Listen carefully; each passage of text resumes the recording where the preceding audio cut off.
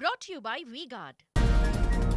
અમદાવાદ બાદ વડોદરામાં પણ રોંગ સાઈડ આવતા વાહન ચાલકો પર તવાઈ 146 વાહન ચાલકો વિરુદ્ધ કાર્યવાહી 1 અઠવાડિયા સુધી વડોદરા પોલીસની સ્પેશિયલ ડ્રાઈવ નિયમિત રોંગ સાઈડ ચલાવનારાના લાયસન્સ થશે સસ્પેન્ડ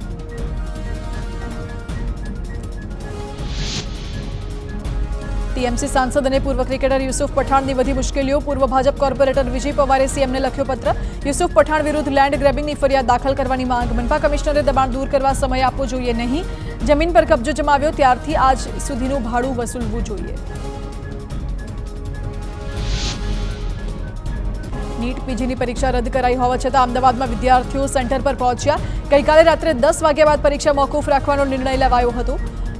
મોડા લેવાયેલા નિર્ણયની જાણ પરીક્ષાર્થીઓને ન થતા કેન્દ્રો સુધી વિદ્યાર્થીઓ પહોંચી ગયા નીટ પીજીની પરીક્ષા મોકૂફ થવા મુદ્દે કિરીટ પટેલનું નિવેદન કહ્યું સરકારે વિદ્યાર્થીઓ સાથે પ્રયોગો કરવાનું બંધ કરવું જોઈએ નીટમાં ગોટાળા થાય છે અને એનો ભોગ નિર્દોષ વિદ્યાર્થીઓ બને છે સરકારના આવા નિર્ણયોથી વિદ્યાર્થીઓની મહેનત એળે જતી હોવાનું જણાવ્યું